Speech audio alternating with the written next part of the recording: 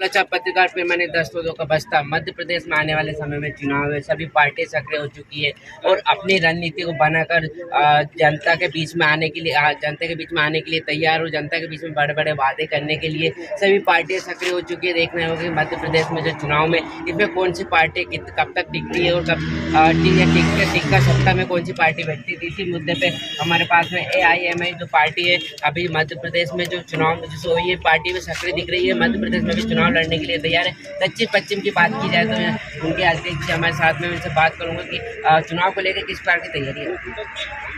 देखिए, आपके माध्यम से बताना चाहूँगा कि भाजपा और कांग्रेस ने मध्य प्रदेश में जो लोगों का हल करा है वो बिल्कुल सफल नहीं है। लॉकडाउन में सभी की पोल खुल गई थी, सभी नेताओं की किसने क्या किया।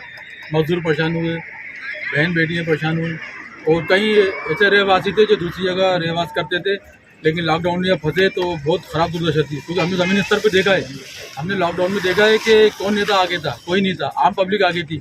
जब आम पब्लिक सारे काम खुद कर रही है, चुनाव भी खुद लड़े, तो हमारे बेशतर असद साहब की जो पार्टी AIMI में, इसको हम लेके मध्य प्रदेश में आए। अभी हमने हाल ही में अभी विधानसभा चुनाव से पहले जो अभी नगर निगम चुनाव थे वो भी लड़े। हमारे साथ यहाँ 8 पार्षद मध्य प्रदेश में आए भी। इस बार तकरीबन 25 सीटों पे मध्य प्रदेश में लड़ने का AIMI का ये गठबंधन दलित, पिछड़ा और आदिवासियों से गठबंधन करके लगभग 230 पर लड़ रहा है। इसमें AIMI 25 पर लड़ रही है। और चुनाव लड़ने का मकसद यही है कि हमारा अधिकार, जब वोट हमारा तो राज भी हमारा होना चाहिए। हम वोट बैंक बनिए कब तक रहेंगे। खासतौर पर आपने देखा होगा दलित, पिछड़े, आदिवासी और मुस्लिम ये सिर्फ वोट बैंक बनेंगे कांग्रेस और भाजपा के लिए, तो उनको जवाब देने के लिए हमारी पार्टी आ चुकी है। अभी एक गांधी भवन में कार्यक्रम हुआ था, आरक्षण बचाओ अपनी सरकार बनाओ, उसमें आपकी पार्टी भी शामिल हुई, तो किस विषय पे चर्चा हुई थी वहाँ पर? देखिए, विषय यही था कि हम बटे हुए थे, दलित अलग जाते हैं और आदिवासी अलग जाते हैं, मुस्लिम अलग जाते हैं, तो हम इकट्ठा होना चाहते हैं। देखिए, कक्षा 2 में हमने पढ़ा था कि एक 5 बेटे थे, उसके 5 के बाद एक लकड़ी थी। उसके बाप ने कहा, उनके पिताजी ने कहा लकड़ी तोड़ो, हमने लकड़ी तोड़ दी। फिर पिताजी ने किया 5 लकड़ी इकट्ठा करी, अब तोड़ो।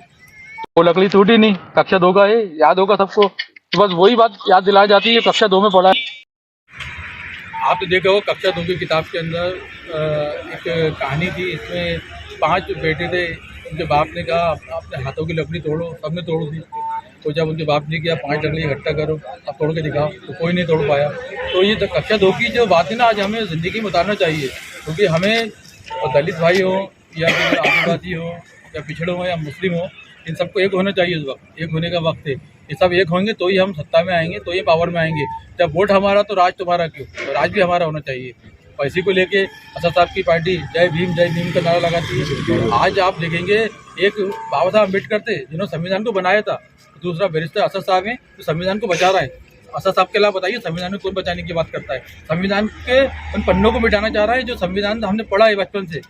तो संविधान के लिए चाहे हमें अपनी ताकत समझनी चाहिए और हमें सही वोट का सही जगह इस्तेमाल करने चाहिए। राजनीति सत्ता पाने के लिए वोट बैंक एक माध्यम और साधन होता है, तो इसी आप संयुक्त मोर्चा बनाकर क्या बीजेपी को तोड़ देंगे? नहीं, हम कांग्रेस और BJP दोनों को तोड़ेंगे।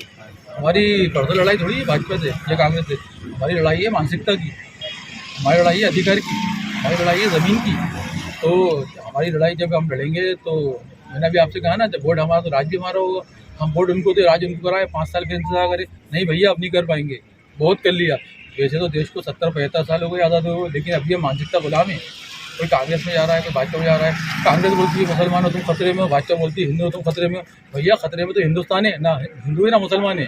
ये भाजपा और कांग्रेस की आप गेम प्लान समझिए। आप खतरे में हिंदू मुसलमान नहीं है, खतरे में हिंदुस्तान है।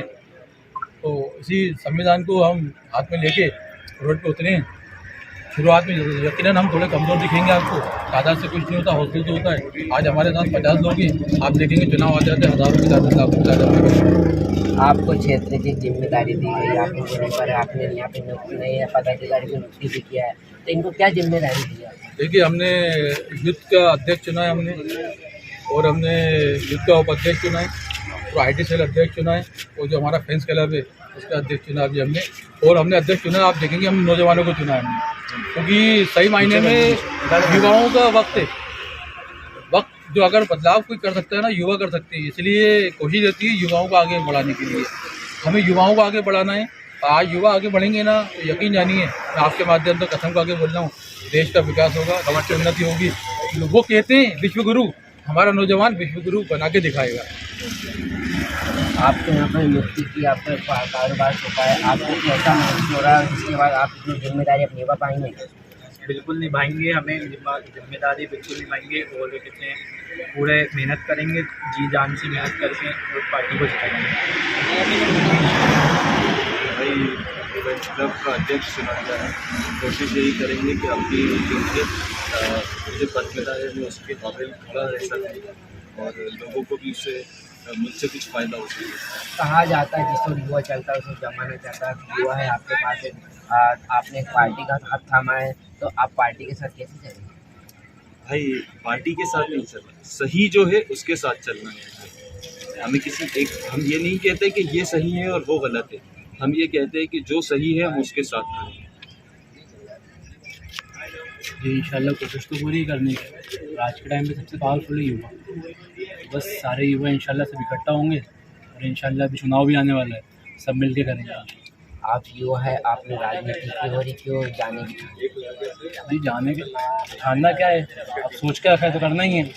और बाकी भी सबका साथ दे के देख लिया, 5-5 साल रुक के देख लिया, कुछ नहीं हुआ। अब इंशाल्लाह MIM आई है हमारी, करेंगे भी इंशाल्लाह।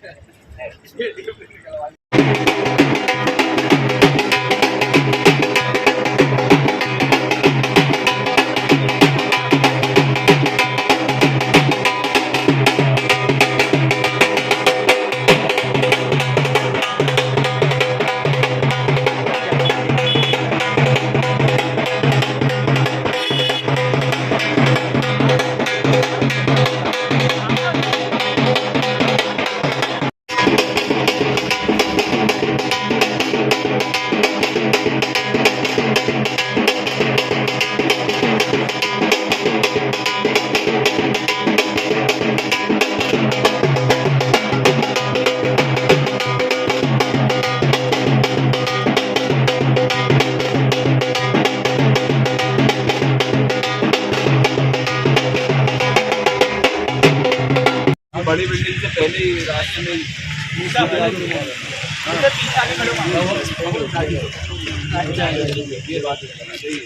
हेलो कोई बात, हेलो हेलो भाई ने आईफोन फेल कर दिया। एक काम करो, पास चलो यार, दूर से आ रहा है, पास आ जाओ। अरे आप लेटर ऐसे खड़े कर ये तो लाइट चालू कर ले।